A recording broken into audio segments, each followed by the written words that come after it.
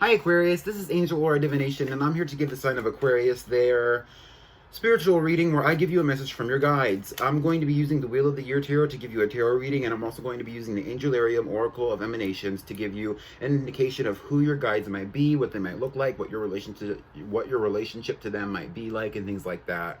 That's really what the topic of the reading is going to be about, with the tarot kind of giving me a deeper indication of what they also might want to say to you as well.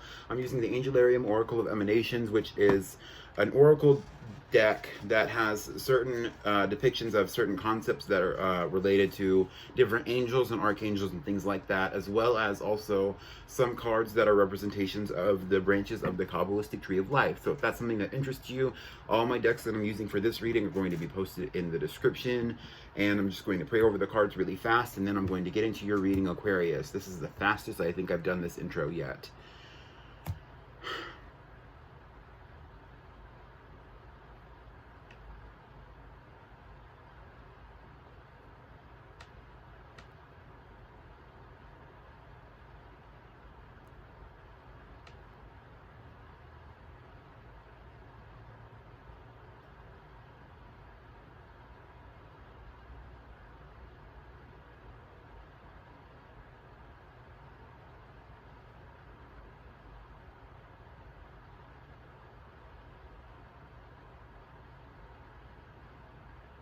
Okay, so let's get into it for you, Aquarius. So here's your first oracle card. I'm only going to be playing one oracle card. Okay. This is for you. It's for you. It's just surprising how it came out. All the other cards have jumped out of the deck. This one stayed in the deck, but it is for you. We have Malkuth, or Malkut, possibly as well. This is the emanation of ground. It's like the bottom of the Kabbalistic Tree of Life.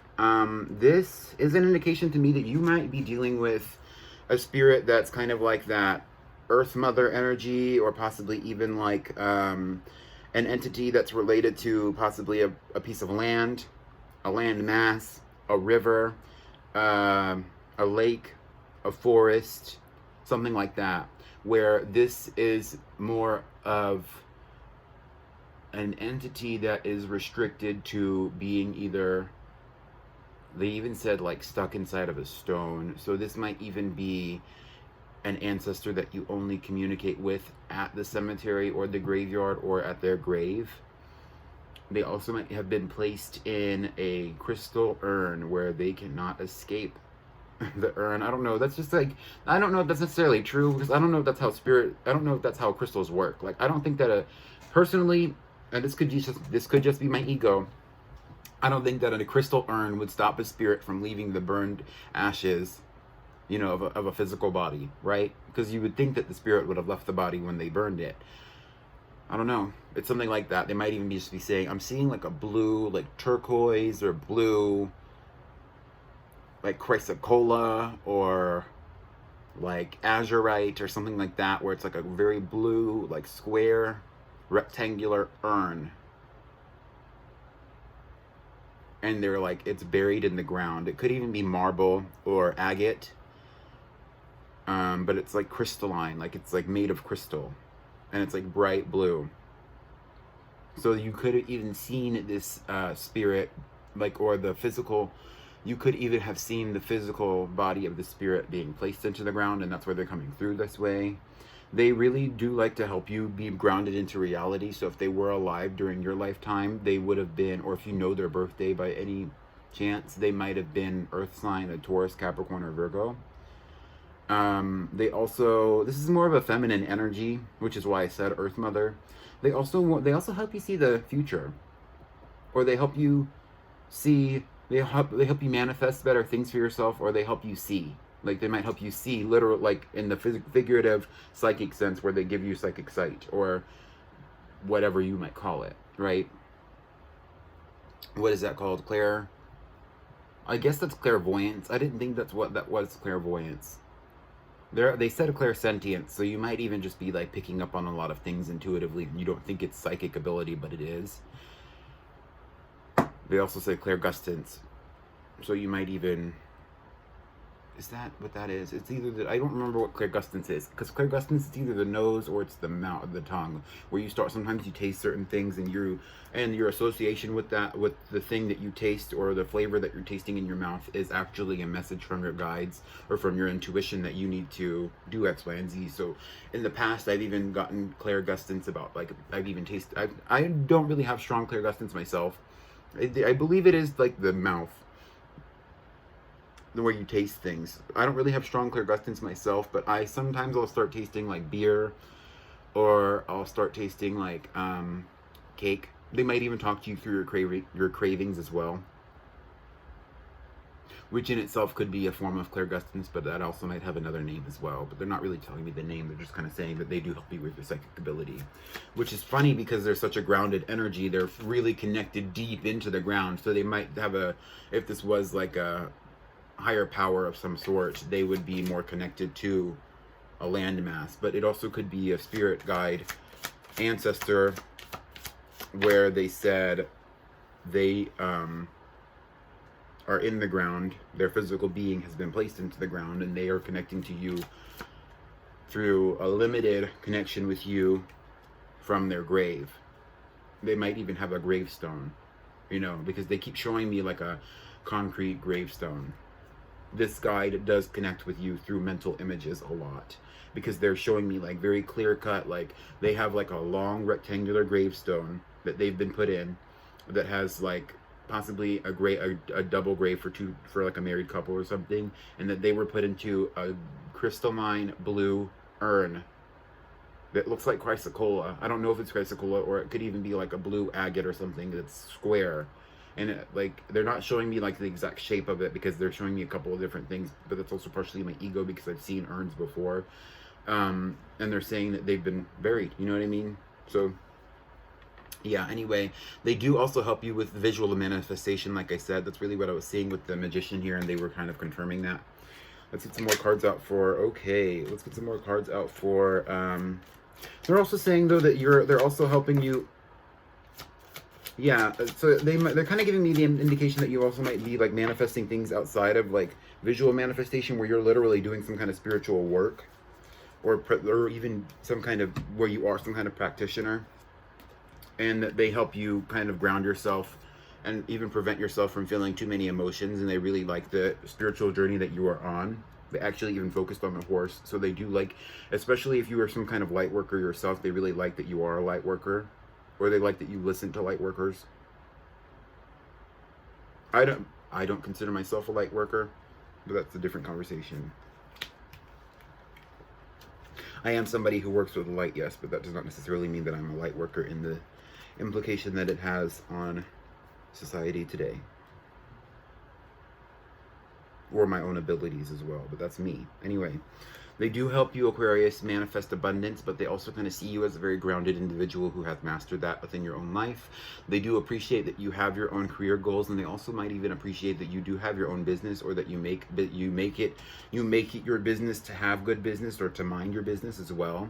They do want to help you have a better relationship to your friend group, or possibly even to your family. They want you to entertain yourself more. They might even want you to find the enjoyment in children, because they might be helping you manifest children, especially if this is an ancestor. They want you to have more children because they want you to fill the bloodline, or they fulfill the bloodline, right? We have the Two of Swords here. They do protect you from any negative entities, especially if you are a practitioner. People have sent negative entities or negative energy your way, and they do kind of block it out. They don't necessarily like how people kind of do that, so they push those people out of your life. If you do deal with them, they don't really like it that you're spending a lot of time with a lot of other practitioners who have nefarious plans. That's what they said. And I actually heard nefarious plans in another one of these readings. I'm not exactly sure which one it was. It might have been Libra. We have the Two of Wands here, saying that they also like that you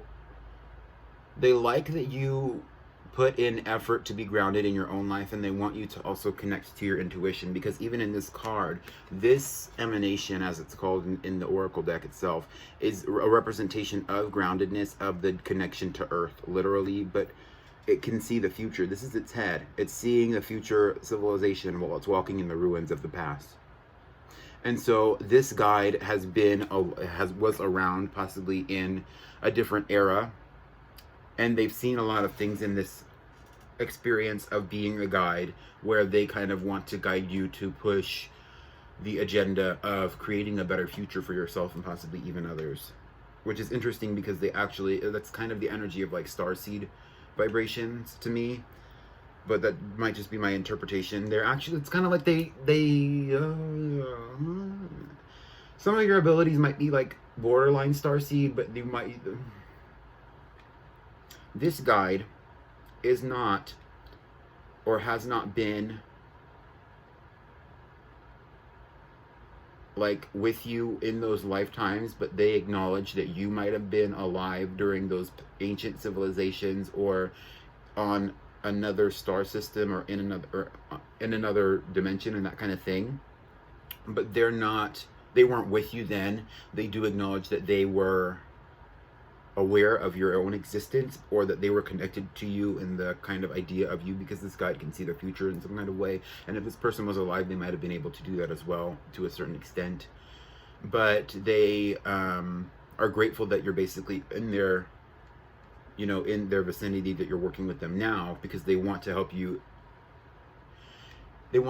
elevate. They said exacerbate. They want to help you elevate your own abilities as well, and even push you down a path to where you are kind of tested to see what kind of starseed you are, or what kind of practitioner you could be, or what kind of magic you could work with, or what kind of spirituality would be best for you, because they do want you to kind of look outside of the limitations of the labels, and there are a lot of people who are very blessed to be able to do that. It takes a lot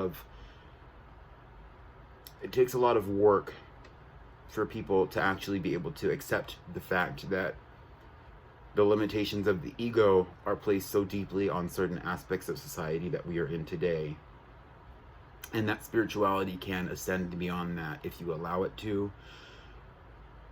But that's all I'm going to say on that topic, because I don't really want to get into that. But they're also kind of saying that you might even be more suited to be an individual who would work within spirituality that is not in complete alignment with your cultural background, which is kind of the energy that I was getting. And the last card that we have out for you is the Nine of Swords. So this guy does communicate with you through dreams. They might even send you a lot of signs, and you don't like it, but they do send you a lot of signs, and sometimes they might even kind of trigger you a little bit, because they want you to know what's right for you and where you need to go. They also want you to be aware of the idea that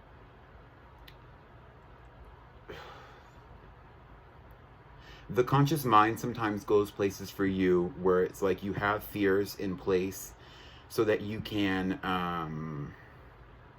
understand what's good and what's bad for your soul. And the best way for your guide to show that you need to stay away from certain things like drugs, and this could even be like different kinds of people and stuff like that, is by making you either afraid of them or putting you in experiences where you're going to be triggered to stay away from those things, because you need to learn the lesson. And it's kind of like this guide is even kind of saying here with the Nine of Swords that they put you in negative situations sometimes because you need the karma. Like, not that you need the karma, but you need the karmic knowledge. You need the understanding of the universe and how it's going to put you in positions that are really about change. This guide also really, they appreciate your acknowledgement of them, especially if you're someone who does visit the grave, or if you're someone who does visit the temple, or who worships at the altar, actively or even consistently. They appreciate that from you, because not everybody does. This might be a very ancient guide if they are not a close relative, because I kind of get a grandmother energy off of this card, but that's just me. That's all I have for you. Ooh-wee. That's all I have for you. That's all I have for you. Thank you for sticking around for this reading, Aquarius. If you enjoyed it, leave a like. I would love it if you subscribed. I would love to hear from you if this resonated for you in the comments. And check out my other social media linked below. That's all I have for you, Aquarius. Goodbye.